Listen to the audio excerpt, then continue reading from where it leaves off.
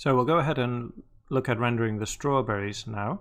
To do that, it might be a good idea, to just get rid of not get rid of, but only render the strawberries and hide the milk for a second. Okay, just so we can see the top part, because I can't see any here. So I'm going to jump into, not fluid initial, to my render. And then if I come here to the top, so this is where our strawberry is coming in. And just if I control click there, we'll have to click render again to reinitialize it. And then that should hide the yogurt, sorry. There we go. So we can just focus on the strawberry now. And let's take one, maybe this one.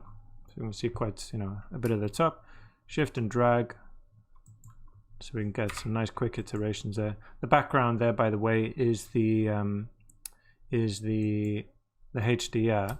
By the way, one thing we can do while this reminds me is we probably need to change the view of this to lat long, so that's how it's actually projected onto the background.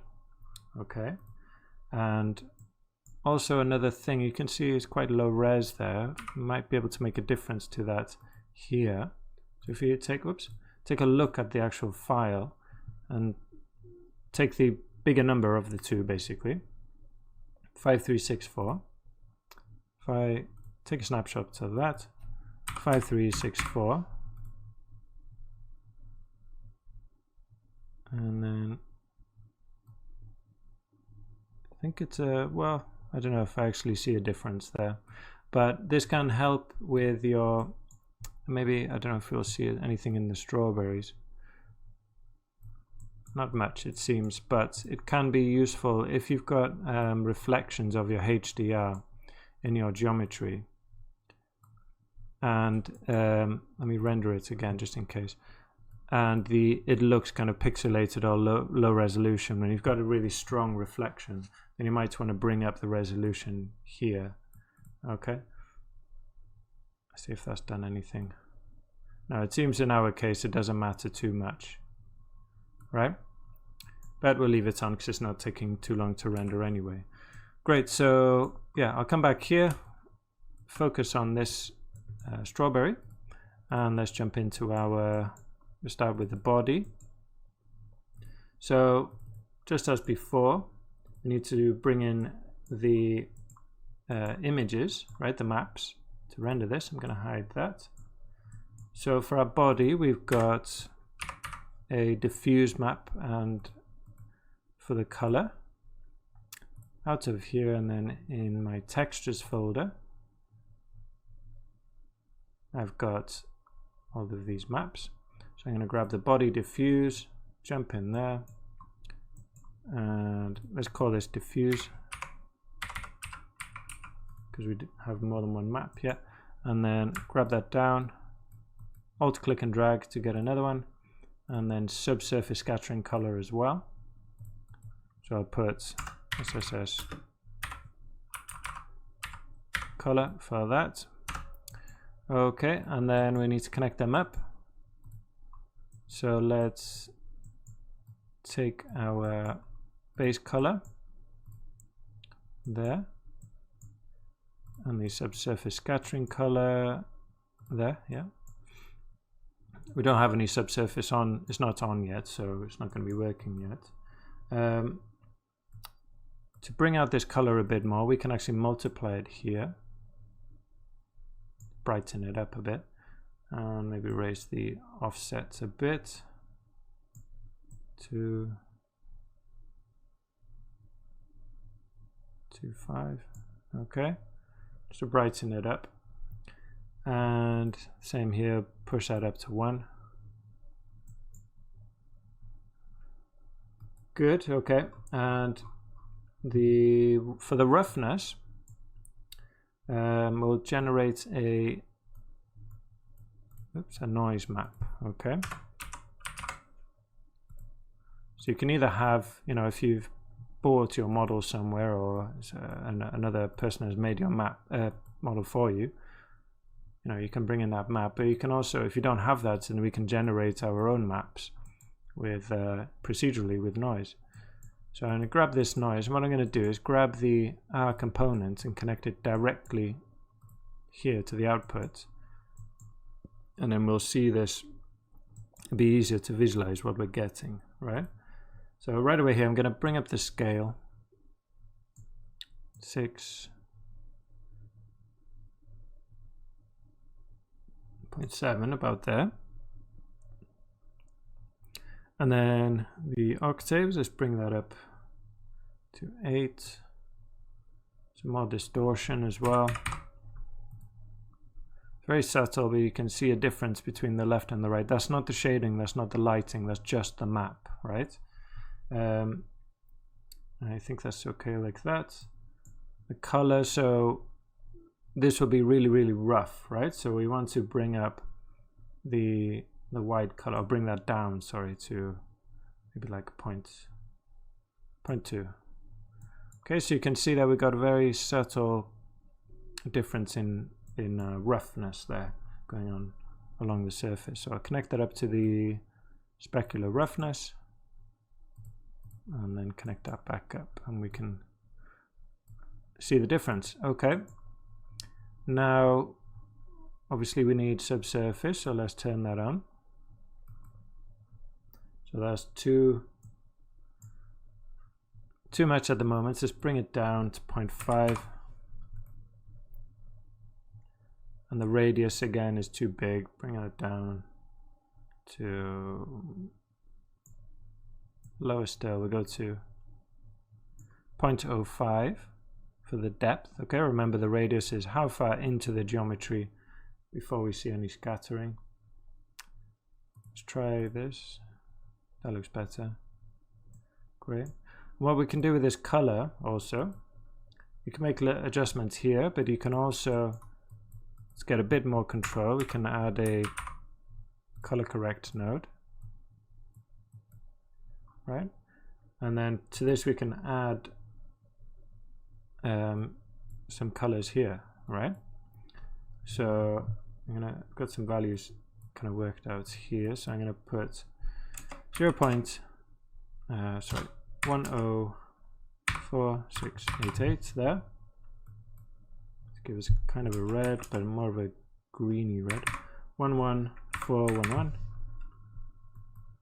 Copy that, paste that in there, the same in both. Okay, hopefully that'll push our color a bit more. Great, I think that's just done for the body. Maybe I'll bring the IOR, index of refraction, down a bit. Cool. Okay, let's take I'll just render the whole thing. Get a snapshot of that, won't take long. Because it's taking a bit longer now that we've got subsurface. It can be quite expensive to render and cause a bit of noise, but still it's, you know, not too long for us. Grab a snapshot of that. And then let's see, yeah, I'm going to jump into my seeds, do that next. And again here we need to bring in the color. So we've got, find our seed diffuse, connect that up to the base color. Okay, maybe I'll zoom in, grab this guy again.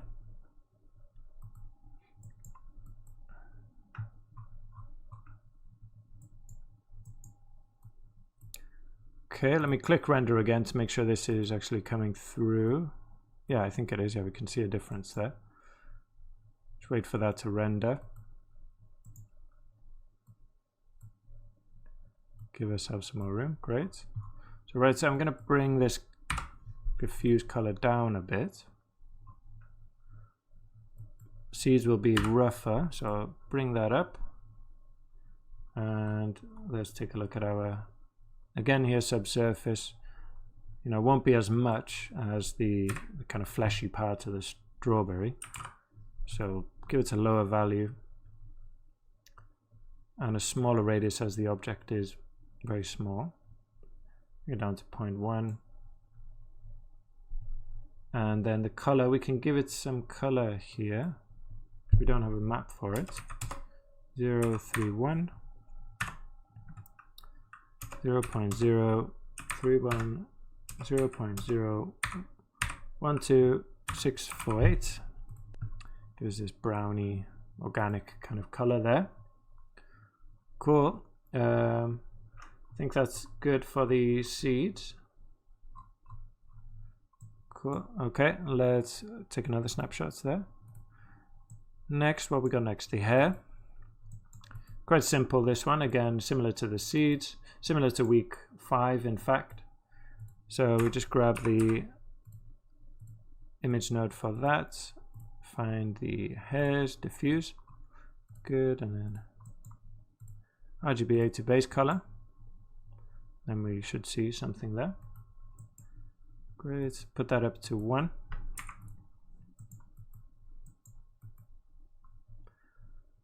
Okay, can leave all this as it is. Let's come back. We want to use subsurface here. We'll use transmission, just like in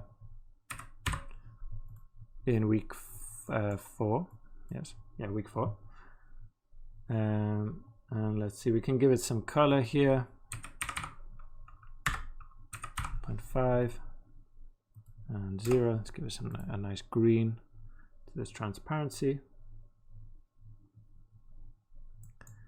Cool. Great. And then what else? Oh, the top. Okay, so again with the top we need to bring in a couple of maps. So for the top we've actually got, let me just make sure we can see all of it. For the top we've actually got a diffuse map for the color. We have a roughness, top roughness. We also have a normal map for the top. Yeah. Great, so let's name these as we've got 3. Diffuse, rough, and normal. Okay. Same again, connect up this diffuse. There we go, see the difference there straight away. And let's push that to 1, the color there. Great. Let's see. Yeah, connect up the roughness map. Take just the R channel, RGB. I think you can use any. Specular roughness. Great. What else? Oh, so for the normal map, we want to use a bump 3D in this case. So we've used, I think we did use this before, I'm not sure. Yeah, for a bump map we need a bump 2D, but as this is a normal map we use this bump 3D. So let's connect that up to the normal part here, put that up to 1. I'll take a snapshot here just so we can see the difference. Connect the vector to the normal. And hopefully we can see, yeah, see the difference there now. Okay, get a bit more detail with that. Great. What else? So we want to add some subsurface to this, right? So we got our roughness. Okay, so let's find subsurface, push that up. And we're kind of breaking all of our nice work that we've done. We'll bring it back. So we don't have a map for the color for the subsurface like we do for the body, but we can just use this information here also. So I'll connect that up to the subsurface color. Still not seeing it because the depth and the radius is both are way too high. So I'll bring that all the way down to 0.01, not 0.1. Okay, that's still too high. Let's try another method. There we go, much better with this diffusion. Like I said, just try experimenting with different types. Probably don't need so much as well. There we go, getting something nice with that. Try going up in scale. get a bit more. Cool. I think that's us all done for the shading. So let's grab everything together. And maybe, actually, well, we should bring the fluid back in. Okay, so come back in here, go to the bottom, visualize that, control, click on that, and then click render again. That should bring it all back. And we'll see what we get with that. There we go, render's come in. I'm going to press H to fill the screen, click on this white box to fill it up. We can see we've got our strawberries working well with the yogurt there. Cool.